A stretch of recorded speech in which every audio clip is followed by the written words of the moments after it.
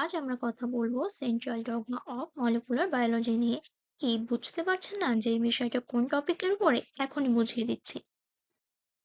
Central dogma of molecular biology হলো DNA replication, transcription ও reverse transcription এবং translation. এই চারটি বিষয় একদম পানির মতো সহজ করে দিতেই আজকের আমার এই ভিডিও। তাই ভিডিওটি না টেনে একদম পুরো দেখুন।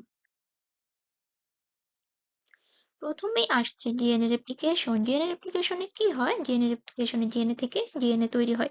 এখানে ডিএনএ রেপ্লিকেশন, এটা মনে রাখার সবচেয়ে সহজ উপায় হচ্ছে রেপ্লিকেশন। রেপ্লিকা মানে হচ্ছে হুবহু বা একই একটা জিনিস, তো এখানেও ডিএনএ তার হুবহু কপি তৈরি করে, তাই এর নাম হচ্ছে ডিএনএ রেপ্লিকেশন। কোথায় ঘটে? নিউক্লিয়াসে, অর্থাৎ ইউক্যারিওটিক কোষে। আমরা জানি কোষ হচ্ছে দু প্রকার, একটা হচ্ছে প্রোক্যারিওটিক এবং ইউক্যারিওটিক। যেহেতু প্রোক্যারিওটিকে কোনো নিউক্লিয়াস থাকে না এবং ইউক্যারিওটিক কোষে নিউক্লিয়াস থাকে, তাই সহজেই এটা মনে রাখা যায়, নিউক্লিয়াস ঘটে ইউক্যারিওটিক কোষে এবং কোষের নিউক্লিয়াসে। কেন প্রয়োজন? নতুন কোষে একই ধরনের জেনেটিক তথ্য পৌঁছে দিতে, অর্থাৎ মাইটোসিস এবং মিয়োসিসের মাধ্যমে যে নতুন কোষগুলো তৈরি হয় সেখানে একদম ডিএনএ তার পুরোপুরি হুবহু একটি কপি তৈরি করে এই ডিএনএ রেপ্লিকেশনের মাধ্যমে। এবং পাশে ডিএনএ রেপ্লিকেশনের আমরা একটি ডায়াগ্রাম দিয়েছি। এরপরে আমরা যাচ্ছি ট্রান্সক্রিপশন। ট্রান্সক্রিপশন কি? ট্রান্সক্রিপশন হচ্ছে ডিএনএ থেকে এমআরএনএ তৈরির প্রক্রিয়াকে বলা হয় ট্রান্সক্রিপশন। ট্রান্সক্রিপশন লক্ষ্য করলে আপনারা এখানে দেখতে পারবেন, এখানে স্ক্রিপ্ট লেখা আছে। স্ক্রিপ্ট মানে কি? স্ক্রিপ্ট মানে হচ্ছে কোনো একটা লেখা বা একটা কনটেক্সট। এবং এমআরএনএ এর পূর্ণরূপ হিসেবে আমরা জানি এমআরএনএ হচ্ছে মেসেঞ্জার আরএনএ, অর্থাৎ স্ক্রিপ্ট এবং এমআরএনএ অর্থাৎ মেসেঞ্জার আরএনএ এর সাথে কিন্তু একটা কানেকশন আছে।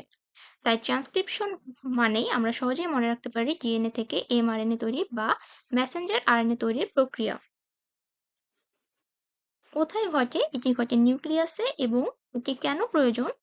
ডিএনএ সরাসরি প্রোটিন বানাতে পারে না, তাই এমআরএনএ তথ্য নিয়ে যায় এবং আরএনএ পলিমারেজ এনজাইম হিসাবে কাজ করে। পাশেই ট্রান্সক্রিপশনের একটি ডায়াগ্রামও আমরা লক্ষ্য করতে পারছি। এবার আমরা যাব রিভার্স ট্রান্সক্রিপশন, অর্থাৎ ট্রান্সক্রিপশন হিসেবে আমরা জেনেছিলাম ডিএনএ থেকে এমআরএনএ তৈরির প্রক্রিয়া, এবং এখানে যেহেতু সামনেই রিভার্স বসানো আছে তাই আমরা এটার মানে কি বুঝবো? এমআরএনএ থেকে ডিএনএ তৈরির প্রক্রিয়াকে বলা হয় রিভার্স ট্রান্সক্রিপশন।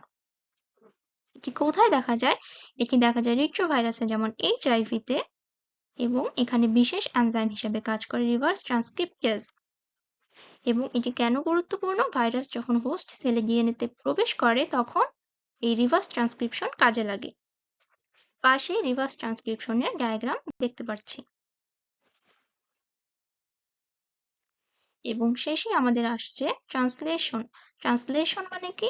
এমআরএনএ থেকে প্রোটিন তৈরির প্রক্রিয়া। ট্রান্সলেশন, এমআরএনএ থেকে প্রোটিন তৈরির প্রক্রিয়া। এখানে কি ঘটে? এমআরএনএ এর কোডন অনুযায়ী অ্যামিনো অ্যাসিড জুড়ে প্রোটিন তৈরি হয়। এমআরএনএ থেকে কোডন অনুযায়ী অ্যামিনো অ্যাসিড জুড়ে প্রোটিন তৈরি হয়। ঠিক কোথায় ঘটে? আমরা জানি রাইবোজোমকে প্রোটিন কারখানা বলা হয়, তাই সহজেই আমরা এটা মনে রাখবো যে রাইবোজোমে ঘটে থাকে। এখানে কে কে অংশগ্রহণ করে?